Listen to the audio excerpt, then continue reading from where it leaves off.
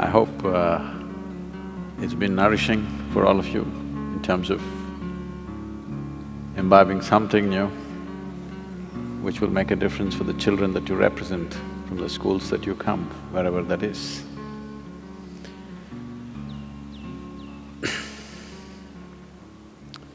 The fundamental idea behind an attempt like this is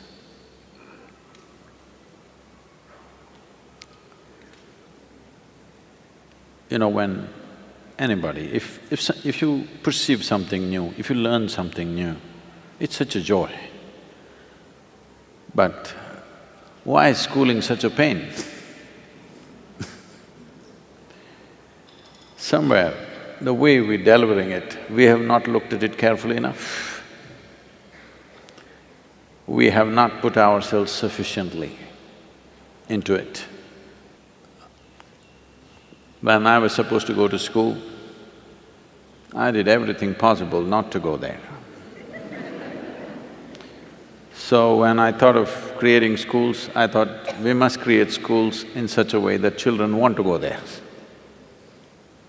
What is the point creating a school that a child doesn't want to go?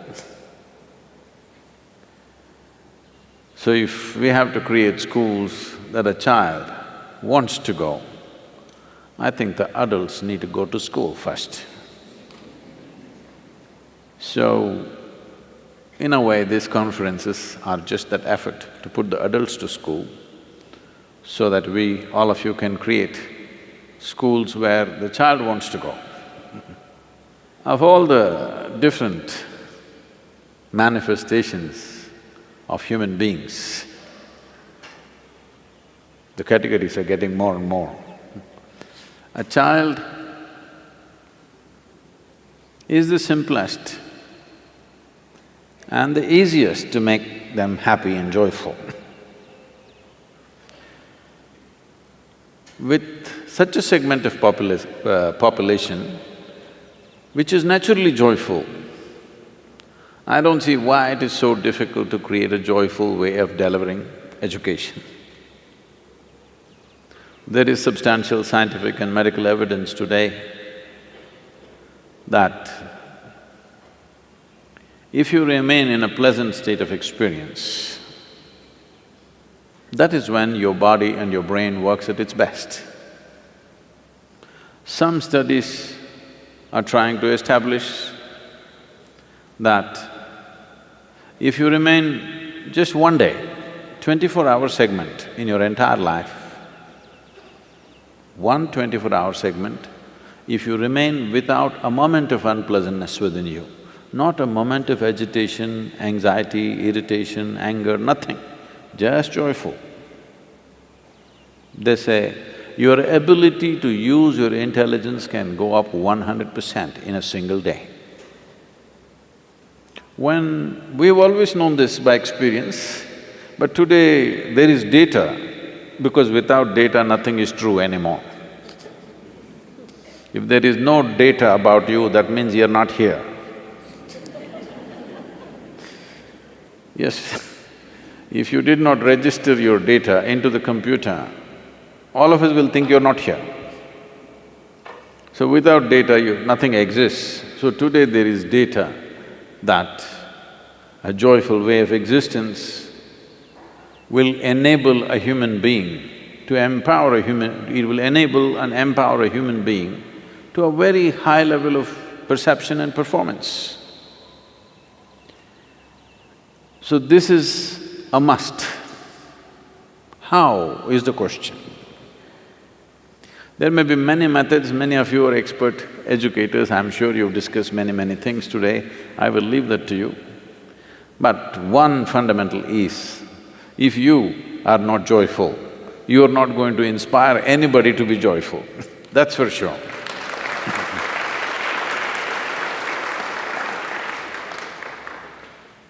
Why I should be telling you this? Because is there anybody here that you have not known a single moment of joy in your entire life? Is there any such person here? You cannot be, because if you did not have a single moment of joy, you would be dead. You would have no reason to live. So you know how to be joyful. I'm sure right now if I ask you, would you like to be joyful or miserable in your life, every one of you will say, I want to be joyful.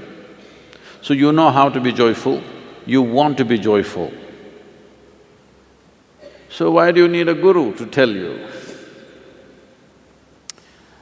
Yes, Sadhguru, I want to be joyful, but… To kick that butt, you need a guru.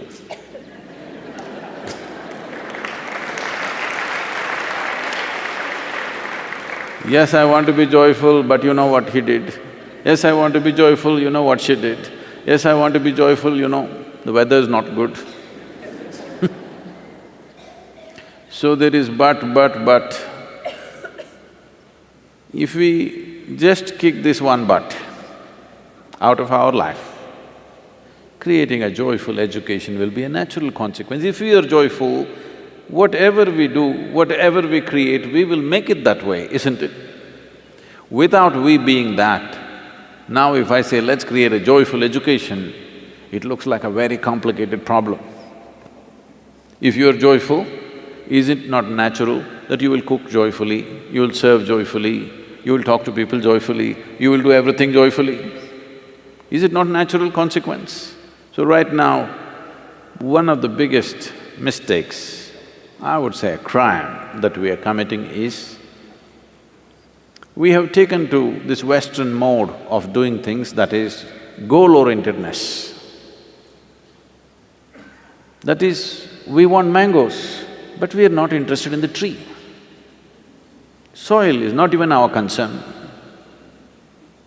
We've gotten into this mindset. Goal is the thing, we want this big mango, you have this one, we want this big mango.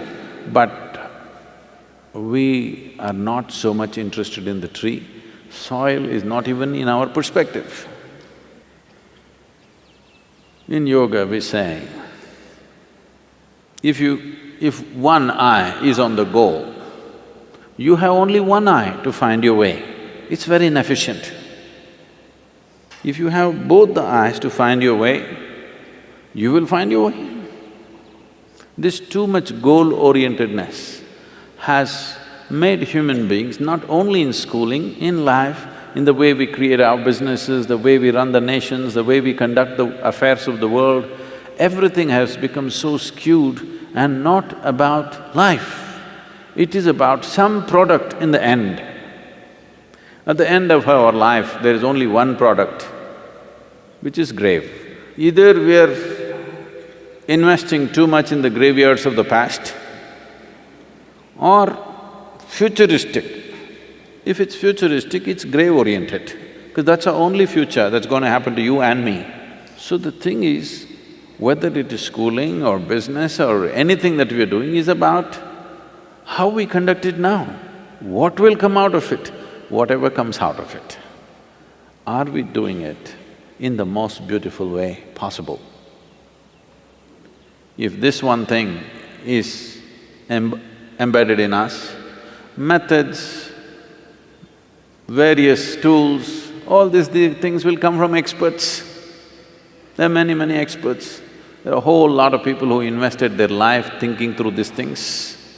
We can use that, but to use these methods in a way that it works, we need people who are first of all joyful, who know how to make their life beautiful. If you do not know how to make your life beautiful, this aspiration of making everybody's life beautiful is not going to work.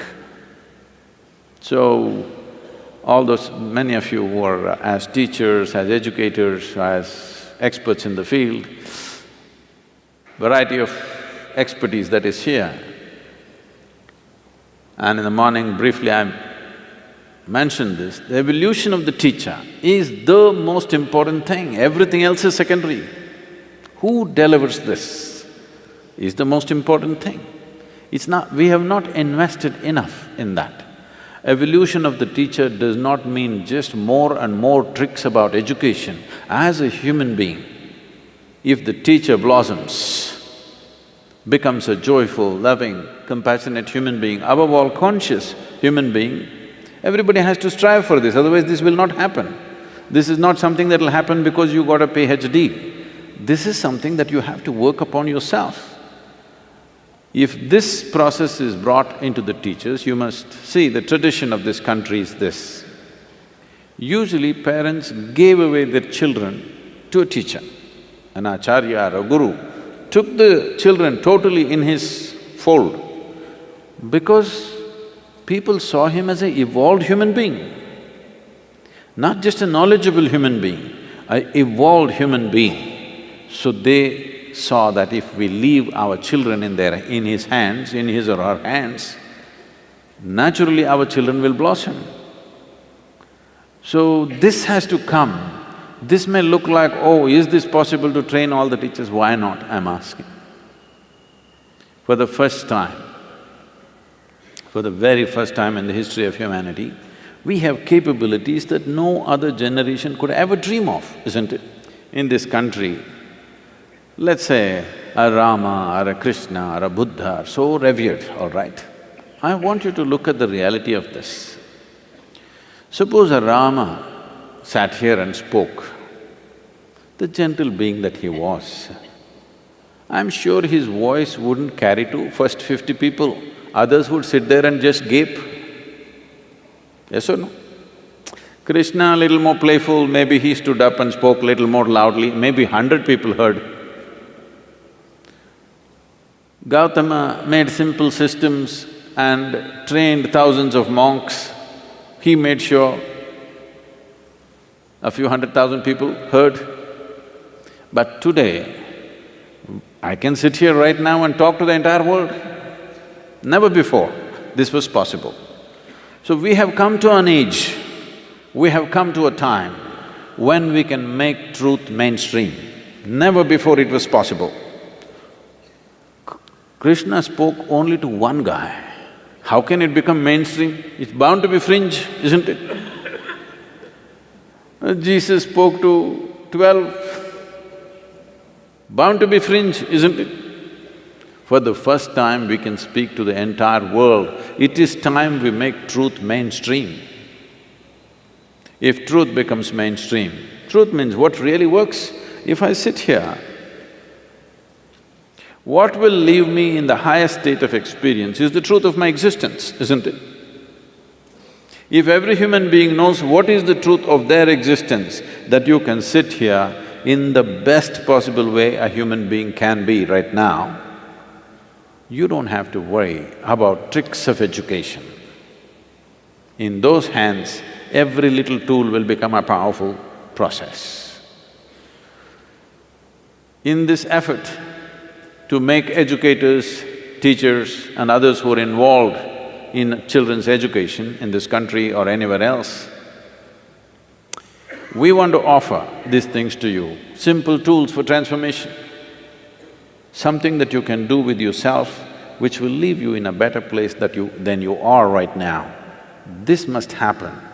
It's my wish and my blessing that this must happen. The first question is from Ramesh Balasundaram, and he asks, are you open to the idea of replicating the Isha Vidya and Samskriti model with like-minded organizations to increase impact? There is nothing very unique about Isha Vidya. It is the dedication of the people which has made the difference. It's a simple school, but the people who are managing this, people who are teaching there, people who are doing everything around it, are highly dedicated people. It's the devotion of their hearts which makes it look different.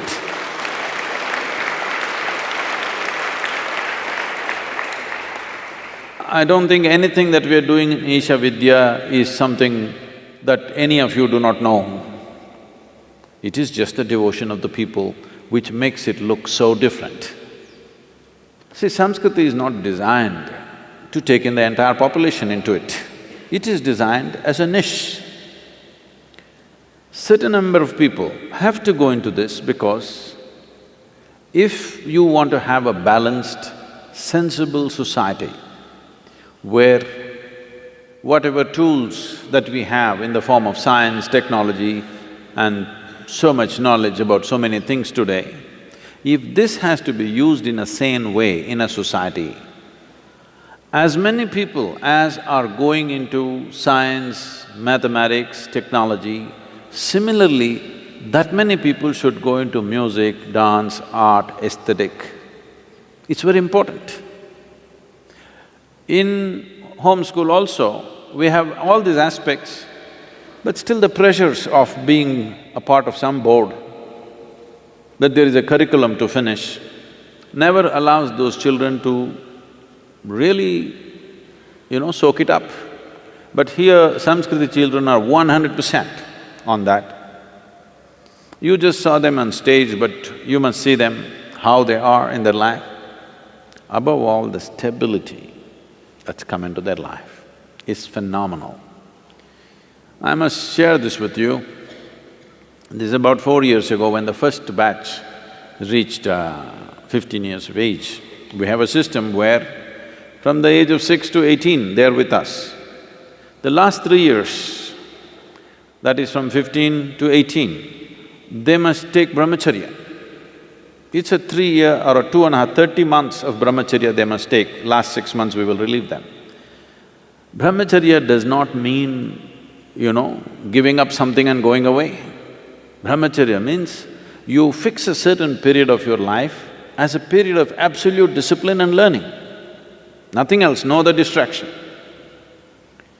So, I'm to initiate these children. They go into 15-year-old kids, they go into 60 days of total silence.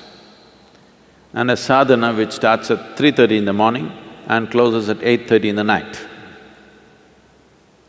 After the 60 days of silence, another 3-4 days are there for initiation. I just want to see how the children are, this is the first batch. So morning 3:30, I come to see the children in this building. 14 of them 6 girls and 8 boys, they're all sitting there. I walked in and I just sat there, I just looked at them. They were just glowing, literally. I just sat there and cried. Because when I was 15, I was not like this, believe me. I was not like this.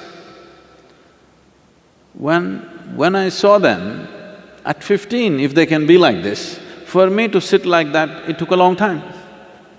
For me to simply sit unmoving, unconcerned about anything around me, it took a while. But these kids at the age of 15, not by natural realization, but just by training and dedication, they're simply sitting there and glowing like, lit from inside. And some idiots in the society are worried, what will these children do? So what they mean by that is, how will they earn their living? I think it's pathetic. A human being has to construct their life. Human beings have to construct their lives all the time thinking about how to earn a living. An earthworm, a grasshopper, a bird on the tree, all of them earn their living, isn't it? With such a big brain, you're supposed to do something little different than just earn a living. Earning a living should be the most basic thing. With 1/1,000,000th of your brain, you can handle it.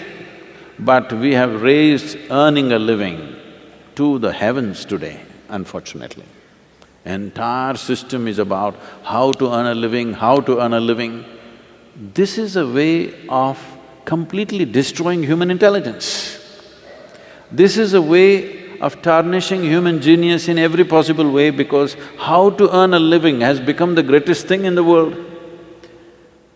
Why people are driving you in this direction is because they've built one fake economic engine which they have to feed all the time.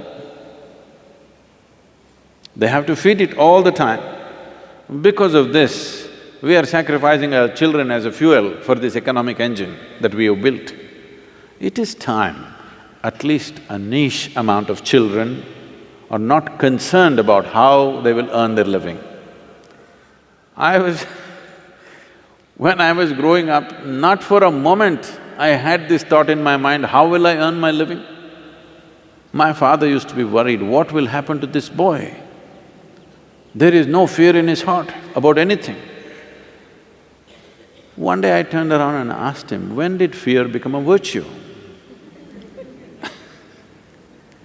I'm saying, we are bringing up children with this fear. If you don't pass, you know what will happen to you? Continuously fear-based education. That if you don't get this many marks, you're finished. 18,000 children in 2015 have committed suicide in our country. When our children commit suicide, we must know we are doing something fundamentally wrong. There's no question about it anymore, isn't it? Children are fresh life, exuberant life. If children have to take their own lives, there is no worse thing that can happen to your society. I'm asking you, is there a worse thing? Many of you are parents, is there a worse thing than this, that your child less than 12, 13 years of age committed suicide? Can you ever recover from that, I'm asking? This is the most horrible thing that can happen. And this is happening because in our country, 98 is pass mark. Okay Yes, even if you get 98, parents will ask, what happened to the other 2%? So we, as educators, if we are really responsible human beings, we need to turn this around. It's very, very important. And this is a crucial time. All these years, there has been a certain economic depravity in the society where they wouldn't listen to anything. Earning a living was everything. At least we are on a threshold of an economic possibility. This is the time to change the mentality of education. This is the time for the parents and the children to look at it little differently. So can Samskriti partner with other schools? If you want one of those disciplines to be taught, maybe we can look at it in the next few years. But you cannot transform a regular school like a Samskriti. It needs parental total agreement with the parent that this is possible. I don't think a school like this would happen unless people were spiritually in a state of experience where they want their children to pursue something like this. Right now, we are not able to take the children who are coming in because we are not able to build facilities, and certain forces in the society are filing cases against Samskriti education because these children are not concerned how they will earn their living, that is their concern. The next question is from Dr. Nidhi Rajan. Namaskaram Sadhguru, as teachers who deliver knowledge to children, is it not important for teachers to remain physically and mentally fit? This concept of fitness of teachers is not looked into properly. Teachers need sound body and mind to make a child learn well. I find many B.Ed trainees are physically and mentally not stable. There is no system to address this. Definitely, it's very, very important.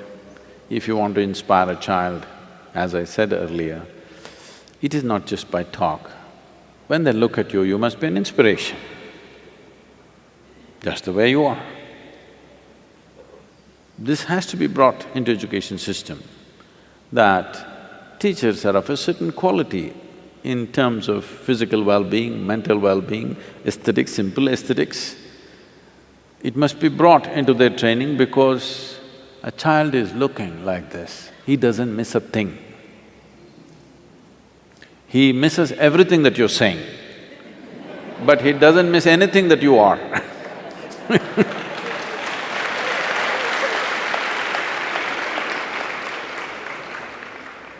So definitely it's a very important aspect. Unfortunately, it's not been done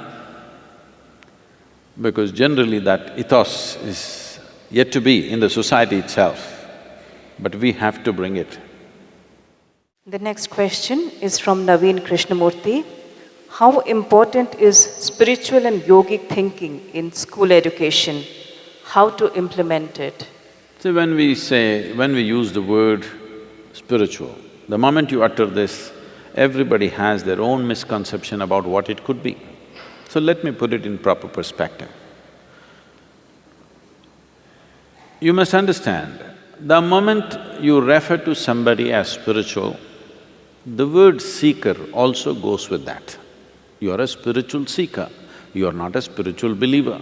You are referred to as a believer if you adhere to a certain religion, but you are referred to as a seeker the moment you say, I'm spiritual. A student is a seeker, isn't it? A scientist is a seeker. A teacher must become a seeker, it's very important. So spiritual process in its essence is a must for education because they have to be active seekers.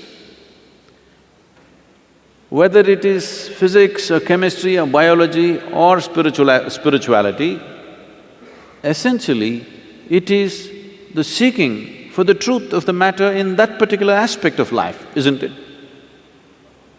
What else is education? Education is about seeking truth. Maybe not the ultimate truth, but right now what we are looking at. We want to know the truth about it. We don't want to know some rubbish about it. We don't want to believe something about it. We want to know the truth about it. If you look in a microscope, we want to know the truth about an amoeba. We don't want to believe what an amoeba is. We want to know the truth about it. So, a student is a natural seeker. A spiritual process should bring the discipline into your student. See, not to believe anything, but at the same time not to become abusive and disrespectful of things around you takes a lot of discipline. I don't believe a thing that you say, but still to listen to you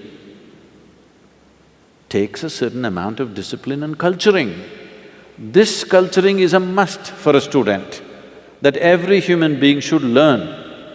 I don't have to believe anything that you say, but I have the necessary regard, respect and inclusiveness to sit and listen or to raise a question and object. This is something that has to come into your society if human thought process has to rise to a different level. If you abuse people, people will get restricted. If you don't question them, they will get restricted.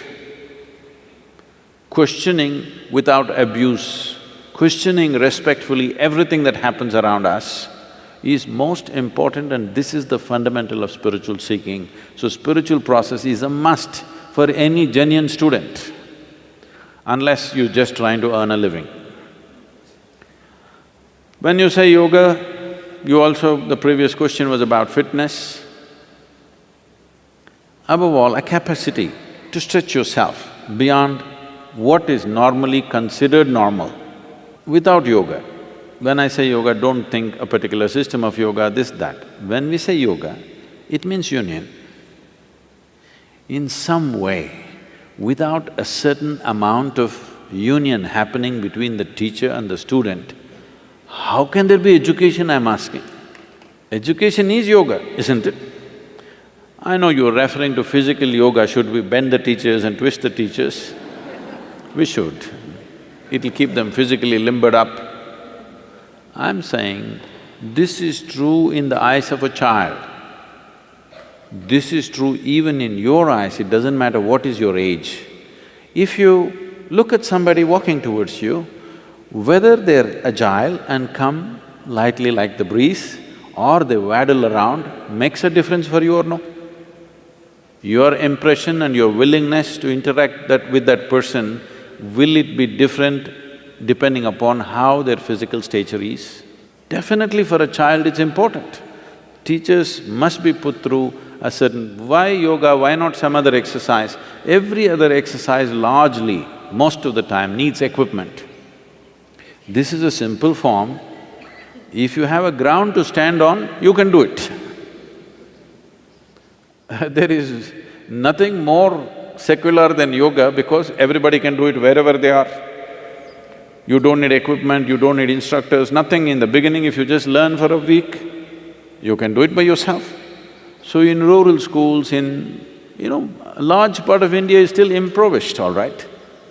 It's very important we bring yoga to bring health, well-being, mental agility, everything.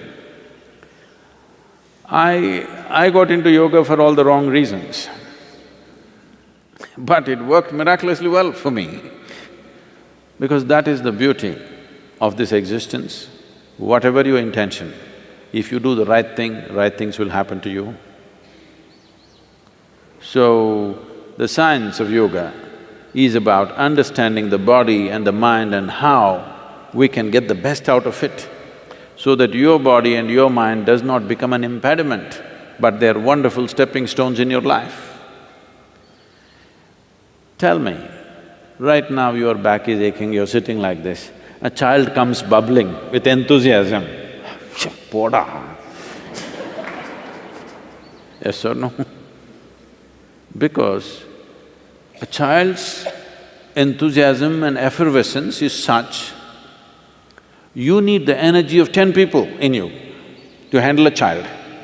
You need the energy and effervescence of 10 people if you want to handle children in a healthy manner. Otherwise, put them down. That is what will happen. This is not just in school, even at homes it's happening because the parents don't have the energy to manage the child. They just reproduce, but after that they find they don't have the energy to manage a child because he's all over the place. When you have 100 children on your hand, you better be super energetic. For this you need yoga for sure. The next question is from Ganesh. Dear Sadhguru, what is your opinion of teaching in native language versus teaching in English? These 25 or 30 different languages in this country, if you add up all the dialects, they tell me there are 1,300 dialects, but at least 25 to 30 full-fledged languages with a script of their own, with a huge body of literature behind it. A full-fledged language is not an overnight happening. The oldest language on the planet is Tamil language, you're in Tamil Nadu.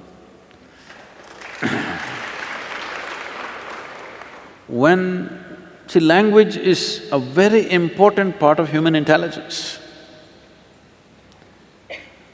Many linguists around the world have clearly recognized the power of language. Human ability to use language essentially is rooted in India. It's from here. The ability to use the language came to the rest of the world. Almost all the languages, which are largely in Europe and Arabia based, all of them have Sanskrit influence on them. So, in our eagerness to just get a job, we don't have to completely destroy these languages, we will lose out something very, very big. See, English is a fantastic thing in terms of its simplicity, in terms of… because internet and, modern technology has taken to English language, it is a must. Nobody can be against English anymore, you got to take it. Even if you don't like the British, you have to like the English language. It is part of our language now. One good thing we did, though many bad things happened during the British rule, one good thing is we absorbed the language. Today, many educated Indians can speak better English than most British can speak. It's a good thing, but at the same time, we should never kill these languages which have been there for thousands of years. Because the phonetic range that is there in Indian languages is such, it stimulates every aspect of who you are. English language has a very narrow phonetic range. So this ability to use sounds to stimulate and trigger one's intelligence and energy within ourselves is something that we should not give up. Every child must know one more language other than English, whatever that is, because anyway our states are divided on linguistic basis. So in that state, whatever the language is, they must know. In our over-enthusiasm for employment-oriented education, I know many schools are completely destroying the local languages. This should not happen. Local language must be there, it must be a part of you. At least people should know how to speak and read. If not, you're not a great… you don't know how to write great literature, at least you must know how to read and speak one more language other than English language. Our education policy has taken that into consideration. It is the responsibility of every school to ensure that happens. And I feel the easier way to do it is maybe they're studying science, they're in an English medium, they're largely studying English language. But you could make some plays, some theatre, some art, something in local languages so that people use that as a social thing, use that as an entertainment where there's a natural interest in how to express themselves in that language. It is a must. We should not kill these languages because it's taken thousands of years to create it. This is our national pride, that we have the maximum number of languages. If we had to create this many languages, see, we must understand this. For example, let's say Tamil Nadu and Karnataka, Tamil Nadu and Andhra Pradesh, Tamil Nadu and Kerala. There are no geographical separation. There are no oceans between these states. There are no mountain ranges clearly demarcating and separating the populations for a long time. But though they lived here for thousands of years, they kept their language, these people kept their language. It's so beautiful. When they went to trade and transact, they learned the other language, but they always kept their language. But today, the new generations are losing their language so rapidly. It's very important, all of you, at least in your homes with your children and wherever possible, there must be a certain amount of time where we must use the local language. It's very important. We will regret this deeply after a couple of generations if we don't take care of it now. Because you can't bring back a language. You can kill it, but you can't breathe life into it, it's very difficult. We teachers are constantly instructed to make the children be aware of good touch and bad touch, even at the age of 3 when they are in kindergarten. After they get to know, they react in a very different way. As a teacher, I find it very embarrassing to see them. Is it very necessary for all the kids to be taught about this? See, unfortunately, a lot of very ugly things have happened in schools. Unfortunately, it is a reality. Child abuse in schools has been a very deep concern. Tell me if I'm wrong. I'm saying this from my own experience of being in school, which is a long time ago. When I was growing up in the schools, I have heard of a few cases of some kind of abuse. I would say it was maybe… today even boys are being abused, which was, I believe, was not there at that time largely. Maybe one in a school where there were about 400, 500 girls, maybe about 10 or 15 girls could say that in some way they were, not properly handled by somebody. It was never a widespread thing as far as I know. Even today, I think it is not so widespread, but it's much bigger than before. I think this compulsiveness growing like this, one important factor which has contributed to this sudden upsurge of this kind of things could be, I'm not an expert on this, but knowing human beings, could be because of advent of internet and pornography being freely available to everybody. These simple-minded people, when they watch these things, I think they're just going crazy. One drop of alcohol, that's it. They'll lose their control upon themselves and all kinds of things happening.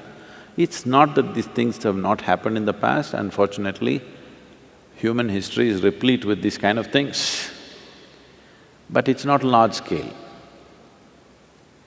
This… talking to very young children about this healthy touch or unhealthy touch or whatever kind of touch, I think puts unnecessary fear and they become close to everything and everybody around them. It is, there was a time if you see a young child, you could go and pick it up, whosever child it was. Now you have to hesitate. which is… the loss is too big, that human beings cannot respond to a child without concern. The loss is too big in my perception. But at the same time, in the schools, when something goes wrong, then of course all of us will complain. Especially if you are the parent, you will be devastated. I feel if it is happening from the teaching staff, putting them through proper screening, training, a certain amount of spiritual… See, this is important. When we say spiritual, people think you're trying to take them to heaven. No, spiritual means you're relieving them from the compulsiveness of the body and the mind. Some amount of spirituality, this needs to happen for people who handle children, this needs to happen to every human being, but particularly because you're handling a fragile life. If all these things are done, will it stop 100%? No. But we can only improve things, we can't eradicate things. This is not some polio or something that you can put a drop and get rid of it. There is no magic wand for all these things. In a continuous, committed way, if we work at it, we can bring down the incidence to a negligible point. But even if it happens to one child, you can't really ignore it. But using that as a basis and poisoning the minds of every child is not in my… in my understanding, it doesn't agree with me. But I understand that those who are running schools, when certain incidents happen, they become hyper this thing, and the media glare and the ugliness that happens around that, I have not still figured a 100% solution for that, really. But I feel a spiritual evolution in the teachers' constant effort to do that could considerably bring that down. I have a concern. I've attended several conferences, and in each conference we go away with a key point, and we say that teacher education is a solution to most of the travails of education in India. So we go back and all of us agree, and we think it's an urgent need. This we all agree.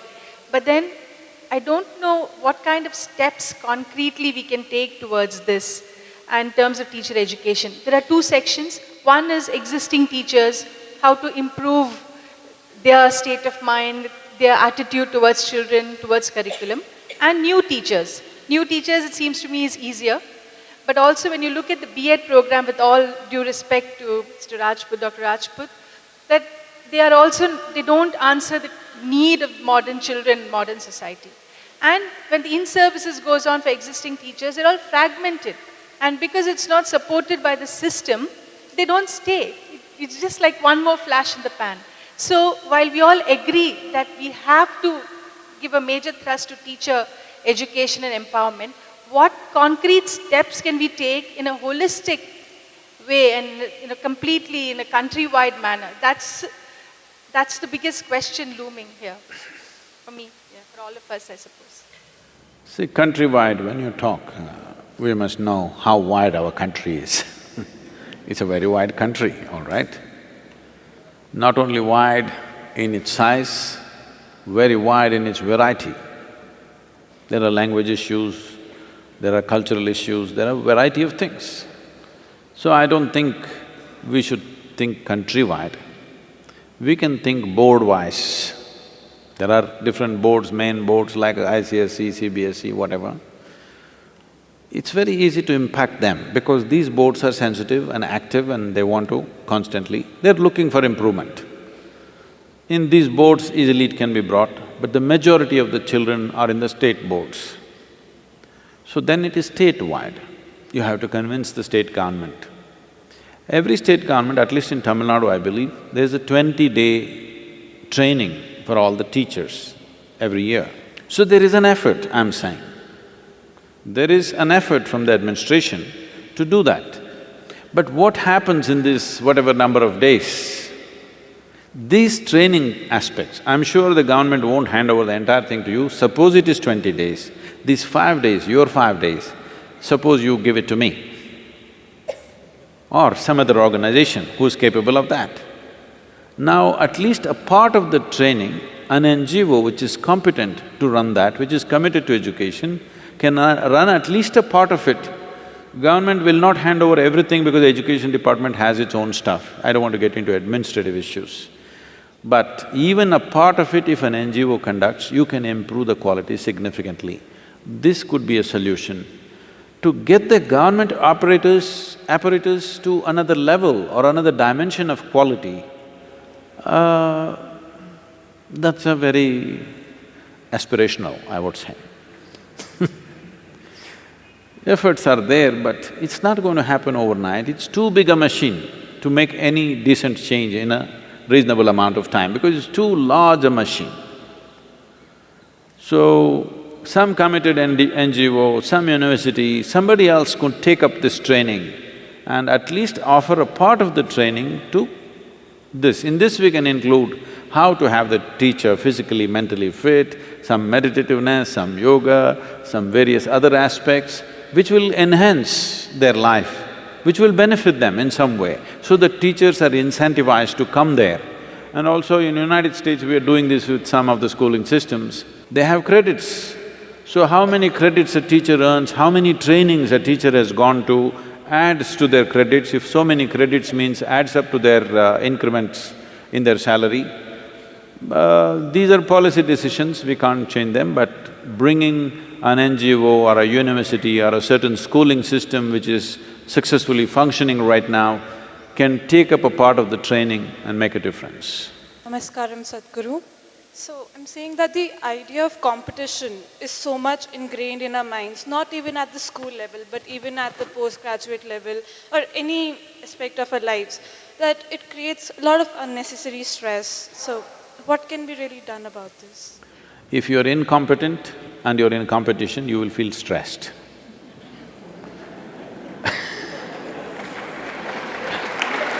So, if you want to be in a competitive situation, the thing is you have to work on your competence. Right now the problem is, you're tweaking your desire, you're not tweaking your competence. This is what has to happen, that we must teach children to tweak their competence, not their desire. We are calling this ambition, we are calling this goal-orientedness. Ambition means what? You tweaked up your desire, you'll suffer invariably. If you tweak up your competence, you will see wherever you go, you're doing better than what people expect you to, so naturally things will go well for you. Competition is not the bad thing, lack of competence is the bad thing.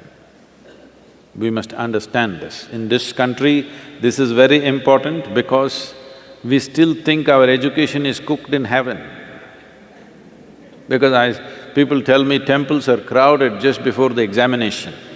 Just the wrong place to be. Just the wrong place to be. When your examination is coming, you sitting in the temple is just the wrong place to be. In the vacation, you sat in the temple, great. So instead of competence, we have big desires.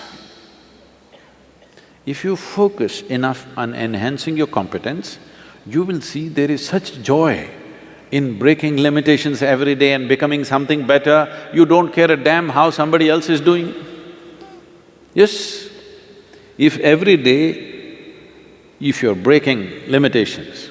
When I was speaking to I think our home school, I was telling them, a class full of children should sound like eggs are hatching. You know, at one time I used to do sericulture, silk farming.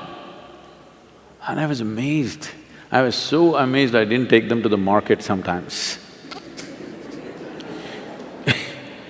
Because if you just leave the cocoon long enough, if you don't take it to the market, you should see how it opens up. Like this it'll be making noise. Slowly they're opening it up. When 1,000,000 of them are trying to open, you go inside this room, it's going. This is how a school should sound. That every moment they're breaking their limitations. If you are breaking the limitations of who you are, If your competence, you're working constantly to expand, you don't even have the time to look at somebody, how is he doing? Because this is such a great thing happening within you. So please focus on your competence. Competition, you don't bother. If you're good, you will be on the top, otherwise you'll be somewhere. Namaskaram, Sadhguru. I'm glad you brought up the topic of natural resources. And if you look at education or even natural resources, especially in the rural sector, it comes directly under the purview of the government. And unfortunately, as you rightfully said, it's not easy to dent the system and get them to realize what is actually needed for the betterment of the nation. So in that case, what is it that we can actually do? Because as far as natural resources are concerned in the rural sector, there's a lot of encroachment that happens and nobody wants to touch that aspect, be it the bureaucracy, be it polity, because they're afraid of losing out on votes. If you speak of education and empowering the children as well as teachers, they don't want to venture in that space because they feel that if they empower them, then who's going to come to them? How will they retain their power? So how do we make that mind shift? And how can we who are here today and a lot of other people working in that field can come together to ensure that we can drive our leadership towards a direction which is needed for the betterment of the nation? There is a serious resource crunch on all levels. The fundamental problem is, in 1947, when we got our independence, we were 33 crores of people. Today we are 125 crores of people. That's a 400% increase in 70 years. So naturally there will be resource crunch, you can never create. Nobody is growing at 400%, isn't it? So you can't grow anything at 400%, so obviously everybody will have less and less as time goes by. But of course there are fertility clinics running busy in Chennai and everywhere. That's another matter. Another important aspect is, this is the bane of democracy. I mean, I'm not saying we should leave democracy and go elsewhere, there's no other option, we have to stick to it and see how to make them responsible. But when you give somebody just a 5-year mandate, in that last 1 year goes in election. In between, of course, there are 3 states election, that another 1 year goes. So after all, you're giving him a 3.5 year mandate. When somebody has only 3.5 year commitment to what they want to do, none of the long-term goals will be taken into consideration. Only short-term goals will be taken into consideration, it's a natural outcome of that. There was a time then where a king ruled for 25 years or 30 years. Now in his time, whether that kingdom prospered or went down, people could make a judgment. In 3.5, 4 years, making that judgment itself is not fair. A nation of this size, how can any man, even if a Superman comes, how can you turn everything around and make everything beautiful and wonderful in 3.5 years' time? 125 crore people, diverse people. I'm saying, it is a dichotomy in which we are. We cannot go into any other mode of governance other than democracy. There is no other way for us. At the same time, how to make it worthwhile for the person who occupies that seat to invest in long-term goals. If he invests in long-term goals, he loses his election for sure. So obviously, people are not able to recognize what is our true well-being. If you give them something free, they think this is great. This has been happening since, I think they started in 80s.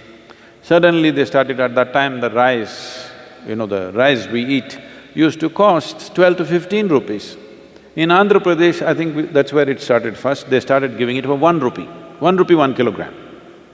Who pays the remaining 14 rupees? Nobody knows. I'm saying, even a rural housewife knows if I have 10 rupees, I can only buy 10 rupees worth of goods, isn't it? That much economics everybody knows. You don't have to be a PhD. Everybody knows we can only spend what we have. You cannot spend what you don't have, isn't it? So still I think we need to educate the citizenry that they can understand. If a political leader talks about long-term goals, people can understand this as, oh, this is our well-being. Right now the electorate does not understand that. So naturally the leaders try to do those shortcut methods where none of the long-term goals get addressed, unfortunately. So ecology, education, all these things are back burners because they won't win you votes. After all, a democratically elected leader is always thinking about votes, you can't blame him. You can't blame him, isn't it? I'm telling you, if you were in the game, you wouldn't be thinking of the vote, you would, isn't it? So we need to educate the people what is a true well-being, what is a sham of a well-being. This must come to the hearts of people, then they will also have the opportunity to focus on long-term goals. Any long-term goal means, whether it's an individual life or the life of a nation, any long-term goals means short-term sacrifice. We must understand this, always.